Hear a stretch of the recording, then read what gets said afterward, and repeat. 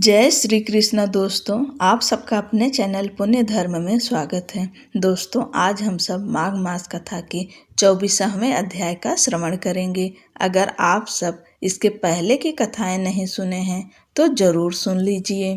लोमस जी कहने लगे कि वह राजा पहले तो तामिश्र नामी नरक में गया, फिर अंध तामिश्र नरक में जहाँ अति दुखों को प्राप्त हुआ, फिर महारौरव, फिर कालसूत्र नामी महानरक में गया, फिर मूर्छा को प्राप्त हो, मूर्छा से चेतना आने पर तापन और संप्रतापन नाम के नरक में गया। अनेक दुखों को भोगता हुआ वह प्रताप नाम के नरक में गया।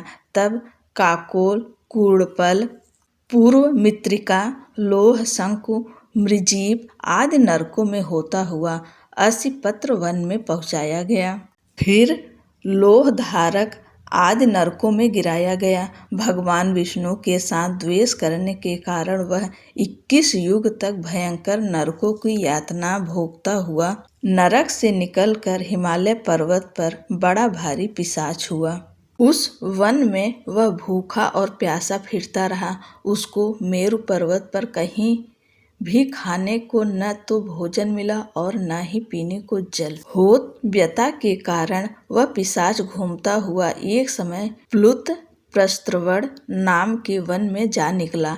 बहेड़े के वृक्ष के नीचे वह दुखी होकर हाय मैं मरा ऐसे शब्द जोर जोर से पुकारने लगा और कहने लगा, भूख से दुखी मेरे इस जन्म का अब अंत होगा। इस पाप रूपी समुद्र में डूबते हुए मुझको कौन सहारा देगा। लोमस जी कहने लगे कि इस प्रकार वेद पाठ करते हुए देवदूत्य ने उसके दुख भरे वचनों को सुना और वहां पर एक पिशाच को देखा, जिसकी लाल डरावनी आंखें, दुर्बल शरीर, काले काले ऊपर खड़े बाल, विकराल चेहरा, काला शरीर, लंबी सी जीभ बाहर निकली हुई, लंबे होठ, लंबी जांघें, लंबे लंबे पैर, सूखा चेहरा, आंखों में पड़े गड्ढे वाले पिशाच को देख देवदूत ने उससे पूछा कि तुम कौन हो और ऐसी करुणा से क्यों रोते हो? तुम्हारी यह दशा कैसे हुई और तुम्हारा मैं क्या उपकार करूं? मेरे आश्रम पर आ जाने से कोई प्राणी दुखी नहीं रहता और वैष्णव लोग आनंद ही करते हैं। सो हे भद्र, तुम अपने इस दुख का कारण जल्दी कहो, क्योंकि विद्वान मनोरथ पाने के लिए विलंब नहीं किया करते। ऐसे वचन सुनकर प्रेत रोना बंद करके विनीत भाव से कहने लगा कि हे द्विज, किसी बड़े पुण्य में मुझको आपके दर्शन हुए हैं। बिना पुण्य के साधुओं की संगति नहीं होती। और फिर उसने पहले जन्म का वृत्तांत कहा कि भगवान विष्णु के द्वेष के कारण मेरी यह दशा हुई है। जिस हरि का नाम यदि अंत समय में मनुष्य के मुख से निकल जाए तो मनुष्य विष्णु पद को प्राप्त होता है, जो सबका पालन करता है। उसी से मैंने द्वेष किया। यह सब मेरे कर्मों का दोष है, जिसकी ब्राह्मण तप द्वारा प्रार्थना करते हैं। ब्रह्मादि देवता, सनकादि ऋषि जिसको मुक्ति के लिए पूजते हैं, जो आदि मध्य व अंत में विश्व का विधाता और सनातन है, जिसका आदि मध्य और अंत नहीं है, उस भगवान के साथ मैंने द्वेष किया। जो कुछ पुण्य किए मैंने पहले जन्म के किए थे, वह सब विष्णु की द्वेष रूपी अग्नि में भस्म हो गए। यदि किसी प्रकार से मेरे इस पाप का नाश हो जाए तो मैं भगवान विष्णु के सिवाय किसी और देवता का पूजन नहीं करूँगा। विष्णु भगवान से द्वेष कर कि मैंने बहुत दिनों तक नरक यातना भोगी और पिशाच योनि में पड़ा हूँ।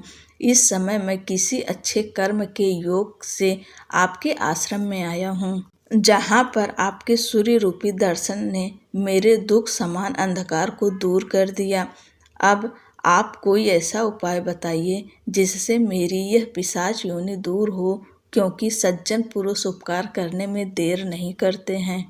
देवदूत कहने लगे कि यह माया देवता, मनुष्य, असुर सबकी स्मृति को मोहित कर देती है, जिससे धर्म का नाश करने वाला द्वेष उत्पन्न हो जाता है।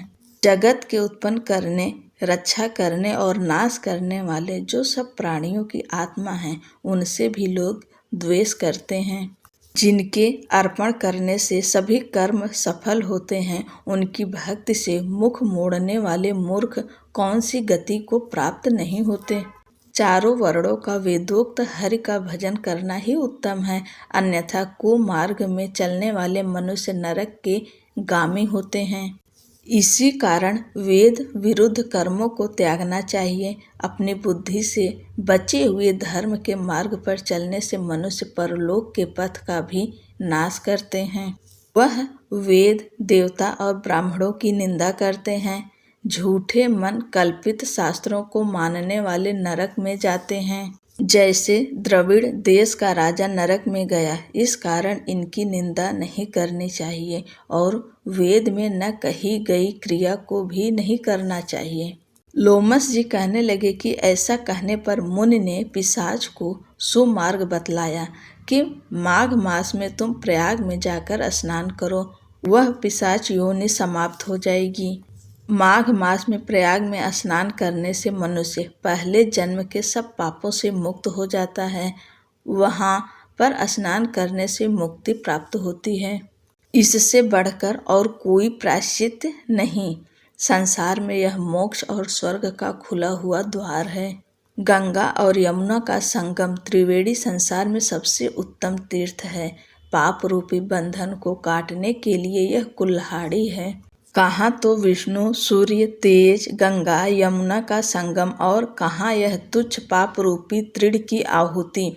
जैसे घने अंधकार को दूर करने वाला शरद का चंद्रमा चमकता है, उसी तरह संगम के स्नान से मनुष्य पवित्र हो जाता है। मैं तुमसे गंगा यमुना के संगम का वर्णन नहीं कर सकता, जिसके जल की एक बूंद के स्पर्श से केरल देश का ब्राह्मण मुक्त हो गया।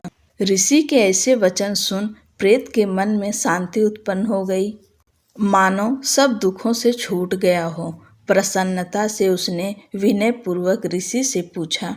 ऋषि से क्या पूछा, इसका वर्णन अगले के अध्याय में किया जाएगा। जय श्री कृष्णा। राधे राधे दोस्तों।